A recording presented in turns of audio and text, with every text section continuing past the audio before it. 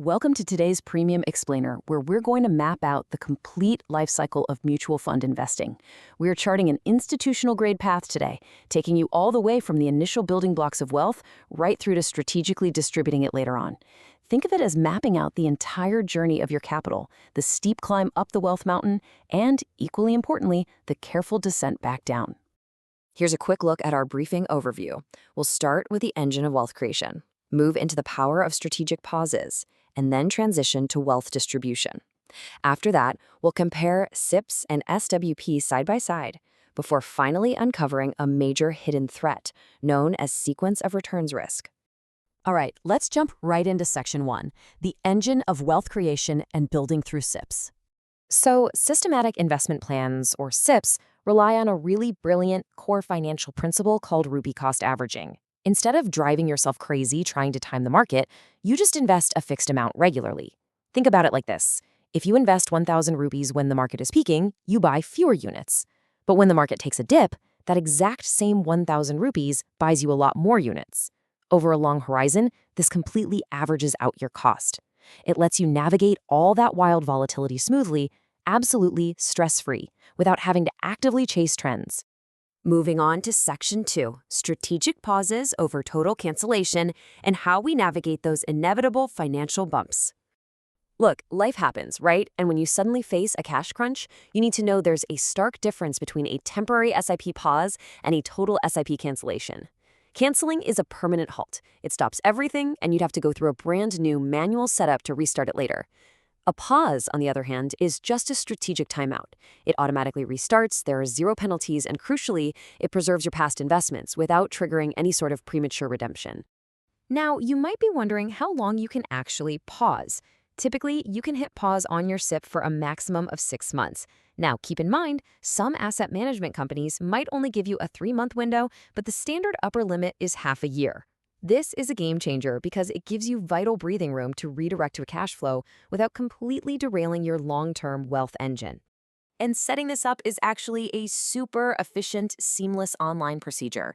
You just log into your registrar's portal, places like CAMS or KFintech, navigate to your active transactions, and define your pause duration. But you absolutely need to pay close attention to this. You have to initiate this request 15 to 20 days before your next scheduled deduction. If you just forget about it, let your bank account run dry, and miss 3 consecutive SIP payments, your plan will automatically terminate and you'll get hit with bank penalty charges. A strategic pause avoids all of that mess entirely. Okay, let's look at Section 3, transitioning to wealth distribution, which is also known as the decumulation phase. This is where the Systematic Withdrawal Plan, or SWP, comes into play. If an SIP is your vehicle for climbing up the mountain, the SWP is your highly structured, bespoke mechanism for climbing back down. It essentially allows you to draw down your funds to generate a regular, highly predictable income stream during retirement, steadily converting your accumulated units back into cash on a monthly or annual basis. But you know what's really effective here? The sheer tax efficiency of this strategy. When you pull a fixed amount out via an SWP, you're only redeeming a tiny fraction of your total units. What that means is you're spreading your capital gains tax liability out over a very long period of time. And, more importantly, the vast majority of your capital stays right there in the market, securely invested, meaning you get continued tax deferral and compounding growth on the rest of your portfolio. Let's move to Section 4, comparing SIPs and SWPs and looking at the wealth duality. This is really the perfect duality of wealth management. During the accumulation phase, your SIP is constantly working, adding capital and systematically buying up units. Then, in the decumulation phase, the script flips, and your SWP is systematically selling units and withdrawing capital.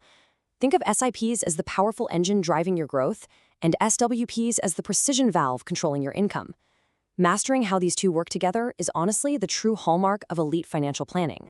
Which brings us to our final section, Part 5, Sequence of Returns Risk, and how we protect the distribution phase.